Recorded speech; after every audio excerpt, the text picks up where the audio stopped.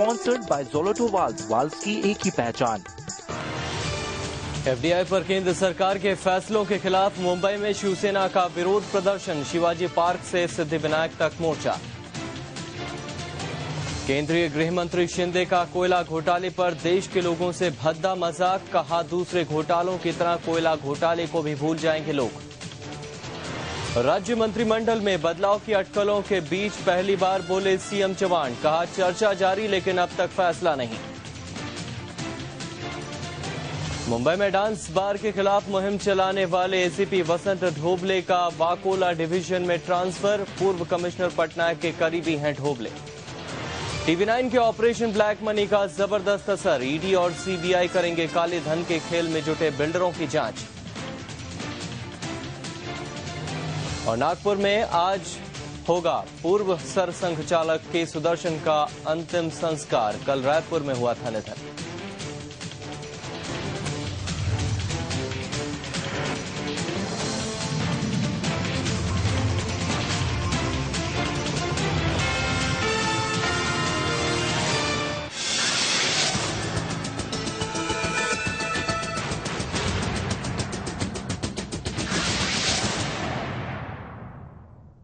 स्वागत है आपका, मैं हूं राहुल शुक्ला। खबरों की शुरुआत करते हैं। मुंबई में शिवसेना के हजारों कार्यकर्ताओं ने आज एफडीआई और महंगाई के मुद्दे पर एक मोर्चा निकाला।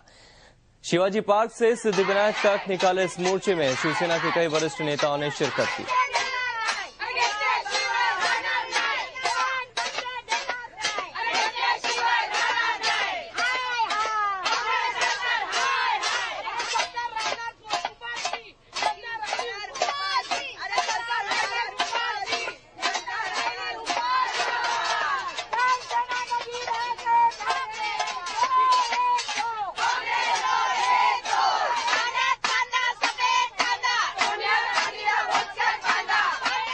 बता दें कि ये मोर्चा शिवाजी पार्क से सिद्धिविनायक तक निकाला गया और इस मोर्चे में शिवसेना के कई वरिष्ठ नेताओं ने शिरकत की है। महिला प्रदर्शनकारियों ने खासतौर पर केंद्र सरकार के खिलाफ नारेबाजी की। इनकी उपस्थिति बड़ी संख्या में देखी गई और महंगाई के मुद्दे पर इन महिलाओं ने सरकार से इस्तीफे की मांग की है। बता दें कि शिवसेना का आज विरोध प्रदर्शन देखा जा रहा है। बता दें कि शिवाजी पार्क से ये विरोध प्रदर्शन निकला है। शिवाजी पार्क से सिद्धिविनायक तक का ये मोर्चा निकाला गया, जिसमें महिला कार्यकर्ताओं ने बढ़ चढ़ कर हिस्सा लिया।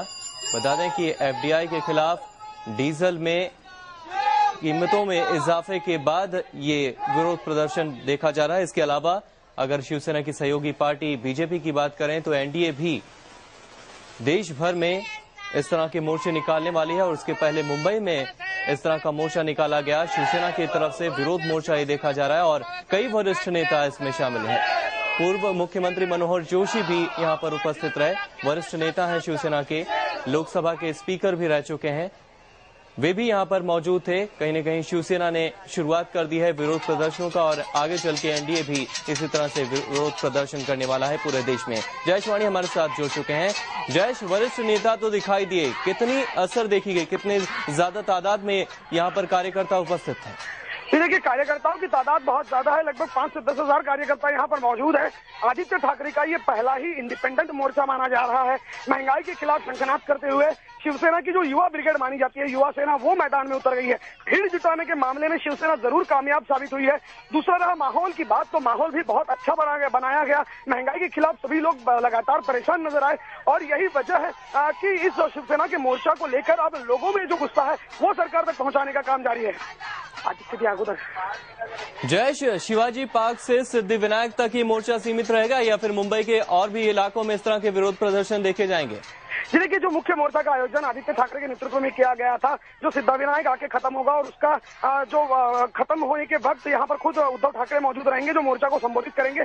एक सभा में परावर्तित होकर फिर खत्म हो जाएगा, लेकिन विरोध जो है वो लगातार जारी रहेगा सरकार के, केंद्र सरकार के खिलाफ। मैंने खुद आदित्य ठाकरे से जब बात की तो आदित्य ठाकरे ने कहा है कि ये सरकार के खिलाफ उठाया गया केवल आवाज नहीं, सरकार को ये चेतावनी है कि आगे चलकर सरकार इस तरह के फैसले ना ले जिससे आम आदमी को नुकसान होगा, वरना यही आवाज उनके लिए मुसीबत बन सकता है। जी जयेश, कुल मिलाकर ये कहा जाए कि इस मोर्चे का नेतृत्व आज आदित्य ठाकरे कर रहे थे, यहाँ पर उद्धव ठाकरे की मौजूदगी दर्ज कराई। जी जयेश, क्या इस मोर्चे की अगुवाई उद्धव ठाकरे ने भी की? जी नहीं, उद्धव ठाकरे ने इस मोर्चे की अगुवाई नहीं की, वो मोर्चे में शामिल नहीं हुए। मोर्चे में आदित्य ठाकरे शामिल हुए और उन्होंने ही मोर्चे की अगुवाई की। लेकिन उद्धव ठाकरे जहां पर ये मोर्चा खत्म होगा और एक सभा में परावर्तित होगा, वहां पर आकर बतौर मुख्य वक्ता, बतौर शिवसेना कार्याध्यक्ष लोगों को संबोधित करेंगे। और माना जा रहा है कि काफी तीखे प्रहार आज शिवसेना की तरफ से केंद्र सरकार और राज्य सरकार पर हो सकते हैं। जी जयेश, कितने बजे इस सभा का आयोजन किया जाएगा और कहां पर यह सभा का आयोजन किया जा रहा है? सिद्धिविनायक मंदिर के बिल्कुल सामने एक मंच लगाया गया है जहां पर इस सभा का आयोजन किया गया है और यहीं से उद्धव ठाकरे कार्यकर्ताओं को और शिव सैनिकों को संबोधित करेंगे। माना जा रहा है कि अगले आधे 15 घंटे में इस सभा की शुरुआत हो जाएगी, क्योंकि आदित्य ठाकरे पैदल चलते हुए आ रहे हैं, तो उनको भी यहाँ पहुंचने के लिए, सभा स्थल तक पहुंचने के लिए अभी और 10-15 मिनट लग जाएंगे। जी जयेश, बहुत बहुत शुक्रिया आपका इस पूरी जानकारी के लिए। जैसे कि हमारे संवाददाता जयेश वाणी बता रहे हैं, भारी संख्या देखी जा रही है। हालांकि मोर्चे की अगुवाई आदित्य ठाकरे ने की है। आधे घंटे में यहां पर संबोधित किया जाएगा इस मोर्चे को और बाकायदा उद्धव ठाकरे यहां पर पहुंचेंगे और कहा जा रहा है कि केंद्र सरकार निशाने पर रहेगी। सीधी तस्वीर इस वक्त हम आपको दिखा रहे हैं इस मोर्चे की। सिद्धिविनायक तक ये मोर्चा निकाला गया शिवाजी पार्क से। आदित्य ठाकरे इस वक्त आप देख सकते हैं।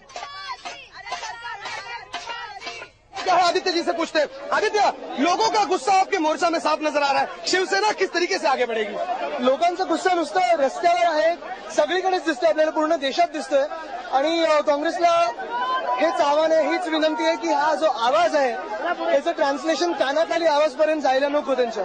हमने देखा है कि कुछ भी मामला हो जाए, शिवसेना सबसे पहले सड़क पे उतरती है, लेकिन लोगों का जो गुस्सा है सरकार के कानों से जू तक नहीं रेंगती है। क्या सरकार ये कैसा रवैया अपना रही है? अर्थात मला वाटतं सरकार एक डोळे बंद केलेले सुपरमॅन व्हायचा प्रयत्न करते आणि भिंतीला आपटते। लोकांमध्ये येऊन लोकांचा आवाज काय आहे, लोकांची भावना काय आहे हे जाणून जे काही पावलं असतात ते घ्यायला पाहिजे सरकारने, ते होत नाही। आपने देखा होगा केंद्रीय गृह मंत्री है, उन्होंने कह दिया है कि लोग तो घोटाले भूलते हैं, फिर चाहे बोफोर्स का हो, अब कोलगेट भूल जाएंगे। देश का गृह मंत्री क्या लोगों की विचार शक्ति को कमजोर आंक रहा है या फिर इस गफलत में है कि वो जीत जाएंगे चाहे जो हो जाए? हे तुम्ही बघायला पाहिजे। आणि काँग्रेसचं मग एक घोटाळा वाचवला, दुसरा असं आहे 2G झाला तर CWG, ते त्याच्यावर पलटा टाकायला मग तिकडचं देवस्थान घोटाळा असेल त्याचा पलटा टाकायला कृपाशंकरचा घोटाळा, मग दरडा, मग मला वाटतं दरडा वगैरे आहेतच, पण हे पूर्ण काँग्रेस हा सरडा आहे। रंग असा बदलतोय की कोणाला समजतच नाही काय चाललंय। आदित्य साहब, आगे क्या चुनौती रहेगी? हालांकि जिस तरीके से ये पूरा माहौल जा रहा है, कि आपको लगता है कि मध्यावधि चुनाव की कोई आशंका नजर आ रही? सरकार हिल गई है, मायावती हो, ममता हो, जयललिता हो या फिर शायद समाजवादी पार्टी हो, सभी नाराज है यूपीए के घटक दल। बाकी का तो मैं कह नहीं सकता, मुझे ये मालूम है कि लोग नाराज है सरकार से। आपको लगता है कि ये अब लड़ाई अंत तक पहुंचेगी? बिल्कुल बिल्कुल। आदित्य ठाकरे ने जिन्होंने स्पष्ट शब्दों में कह दिया है कि ये लड़ाई अब अंत तक पहुंचेगी और जनता का जो आवाज है, जो गुस्सा है, सरकार ये ध्यान में रखे कि ये आवाज उनके कान के नीचे बजने वाला आवाज ना बन जाए। कैमरा पर्सन प्रेम के साथ जयेश वाणी, TV9 मुंबई। तो भी आदित्य ठाकरे को आपने सुना, यहाँ पर बता रहे थे कि इतनी नाराजगी है लोगों के भीतर, महंगाई से परेशान है। ऐसे में तेल की कीमतों में आग लगा दी गई है, डीजल के दामों में बढ़ोतरी कर दी है, जिसकी वजह से महंगाई जरूर बढ़ी है और कहीं न कहीं केंद्र सरकार के कानों तक ये आवाज, लोगों के दर्द जरूर पहुंचनी चाहिए। हमारे संवाददाता जयेश वाणी ने मोर्चा के दौरान शिवसेना नेता मनोहर जोशी से भी बातचीत की। शिवसेना के नेता और लोकसभा के पूर्व अध्यक्ष हमारे साथ हैं मनोहर जोशी सर, उन्हीं से बात करते हैं। मनोहर जोशी सर, क्या लगता है कि इस तरीके के मोर्चे से सरकार पर असर पड़ेगा? क्योंकि सरकार लगातार महंगाई बढ़ाती जा रही है, विपक्ष केवल विपक्ष का काम कर रहा है लेकिन सरकार पे असर नहीं नजर आ रहा। देखो, इसीलिए जो आपने कहा वो सच है। विपक्ष को ये समझना चाहिए कि वो विपक्ष में है और विपक्ष ने जितना करना चाहिए वो शिवसेना करेगी। शिवसेना ने इसी विषय पर 2 दिन पहले भी थोड़ा आंदोलन किया। आज उद्धव जी भी आ रहे हैं और मैं सोचता हूं कि आज के आंदोलन से सरकार जागरूक होगी और जनता को भी जागृति आ जाएगी। सर, आप इस पूरे माहौल को बहुत नजदीक से देख रहे हो, किस तरह की संभावनाएं नजर आ रही है? सरकार मेरे दृष्टि से अभी स्थिर नहीं रहेगी, क्योंकि जब सब अपोजिशन इकट्ठा आ सकता है तो कुछ भी कर सकता है। हर एक को आपने अपने तरीके से महंगाई रोकने की कोशिश करनी पड़ेगी और सब लोग ये कोशिश पूरी करेंगे, ये मेरा भरोसा है। क्या आपको लगता है कि जिस तरीके का माहौल बना है, ममता बनर्जी हो या फिर मायावती हो, जयललिता हो, ये एनडीए के साथ आएंगे और सरकार के विरोध में खड़े रहेंगे? मध्यावधि चुनाव की कितनी आशंकाएं आपको नजर आती है? देखिए, चुनाव के बारे में हम अभी नहीं सोचते। हम सोचते हैं कि रोल बैक होगा या नहीं, और सब लोग इकट्ठा हैं तो गवर्नमेंट का अपना निर्णय पूरा तो नहीं, लेकिन बहुत सा निर्णय वापस लेना पड़ेगा। सिंह पे आरोप लगते थे कि वो बोलते नहीं है। उन्होंने अपने खामोशी को भी किसी शायरी में पेश कर दिया था। अब जब बोले हैं लगातार 3 निर्णय, और वो भी ऐसे कि आम आदमी को ही जिससे ठेस पहुंची है।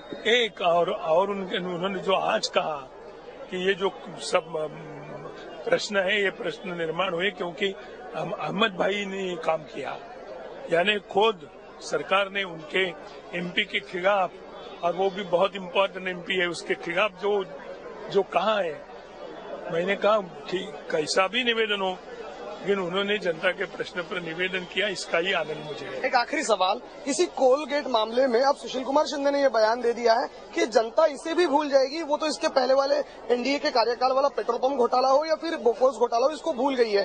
क्या सरकार ये कैसी मंशा रखती है? गृह मंत्री क्या सोच रखते हैं? इसलिए मैंने कहा, उनको विनती की है और अभी भी करता हूँ कि वो ज्यादा बातें न करे तो उनके लिए अच्छा होगा। मनोहर जोशी थे जिन्होंने स्पष्ट शब्दों में इशारा दे दिया है। मनोहर जोशी साहब ने इशारा सुशील कुमार शिंदे को दिया है और कहा है कि वो कम से कम बात करे तो ज्यादा बेहतर रहेगा। हालांकि कांग्रेस की नीति भी यही है, ज्यादा बोलने वाला नेता कांग्रेस में फिर पीछे पड़ता नजर आता है। कैमरा पर्सन प्रेम के साथ जयेश वाणी, TV9 मुंबई।